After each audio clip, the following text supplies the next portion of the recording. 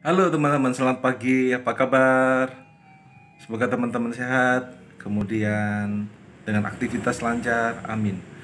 Teman-teman, kita mempelajari dengan konstitusi. Kalau kita dalam lingkup tata bahasa, konstitusi sering dimaknai sebagai GUNOM atau the the supreme law of the land atau hukum yang tertinggi di suatu negara. Yang mana konstitusi itu muncul atas kesadaran pemimpin untuk bisa mengatur masyarakat dengan suatu norma dasar, yaitu mengikat semua warga negaranya atau yang kita sebut adalah konstitusi.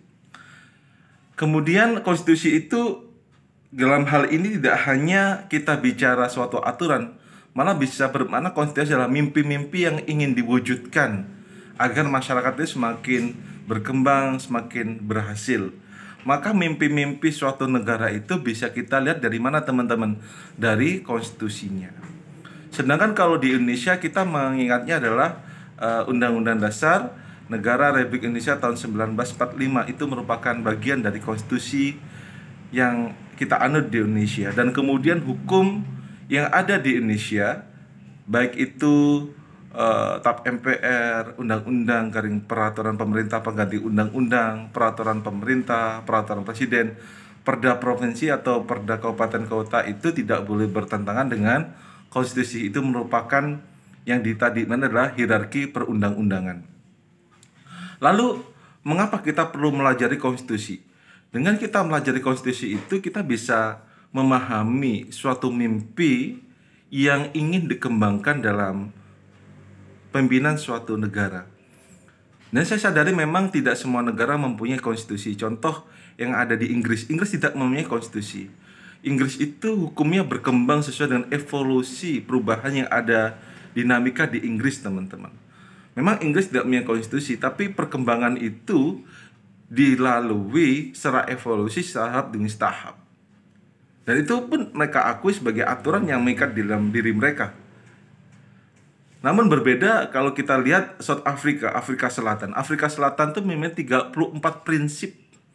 Mereka akui 34 prinsip itu sebagai aturan yang mengikat dalam negara mereka. Karena kita akui Afrika Selatan sebagai konteks sejarah, mereka punya kasus masalah perbedaan kulit hitam dan kulit putih, dan mereka menyepakati 34 prinsip itu yang kemudian mereka jadikan hal tersebut itu sebagai aturan yang mengikat dalam diri mereka. Namun 34 prinsip itu merupakan bagian dari konstitusi, teman-teman. Maka kalau kita pahami konstitusi itu bisa bermakna thin atau tebal, atau kita bisa bermakna thick, tipis. Konstitusi bisa bermakna tebal atau bermakna tipis.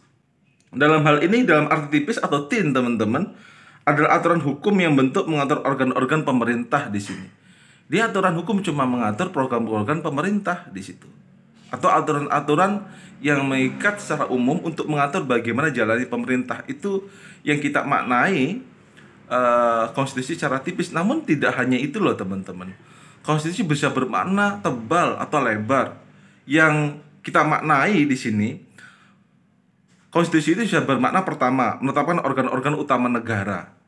Organ utama negara ada legislatif, ada yudikatif, ada state auxiliary bodies, lembaga negara tambahan. Itu termasuk loh dalam konteks konstitusi yang pertama. Kedua, berfungsi mempertahankan stabilitas dan keberlangsungan struktur politik. Kita akui bahwa struktur politik itu ada di setiap negara. Maka bagaimana mempertahankan agar politik itu bisa stabil atau bisa berjalan dengan seimbang antara politik dan hukum, maka perlu konstitusi. Ketiga, teman-teman, diformalisikan dalam bentuk tertulis. Kita akui ada namanya konvensi, yang mana itu kebiasaan-kebiasaan yang itu pun diakui dalam hukum tata negara kita. Namun konstitusi itu yang mengatur tentang adanya bentuk tertulis tadi, yang mana mengatur keberlangsungan lembaga negara dan stabilitas politik di suatu negara. Keempat, adalah sebagai aturan hukum yang lebih tinggi. Karena itu aturan lebih tinggi, maka konstitusi itu aturan lebih rendahnya tidak boleh bertentangan dengan undang-undang yang lebih tinggi. Apa itu? Karena konstitusi sebagai the supreme law of the land, hukum yang tinggi tertinggi di suatu negara, maka undang-undang atau peraturan di bawahnya tidak boleh bertentangan dengan undang-undang di atasnya. Karena itu adalah asas peraturan perundang-undang yang kita sepakati, teman-teman. Kelima, terdapat proses hukum memastikan konstitusi sebagai hukum yang tertinggi. Maka kemudian, karena hukum kita akui sebagai hukum yang tertinggi, bukan berarti dalam KCWR menerangkan apakah konstitusi itu rigid atau kaku. Tidak. Konstitusi merupakan hukum yang hidup, teman-teman, yang berkembang. Namun bukan bermakna konstitusi tadi itu kemudian tidak bisa diubah. Tergantung nanti kesepakatan antara legislatif untuk merubah konstitusi itu apa perlu atau tidak. Walaupun kita pahami kemarin itu ada suatu pendapat dari anggota DPR yang mana ingin merubah konstitusi, tapi kita lihat urgensinya apa yang perlu diubah. Maka maknanya konstitusi itu bisa bermakna tebal, bisa bermakna tipis.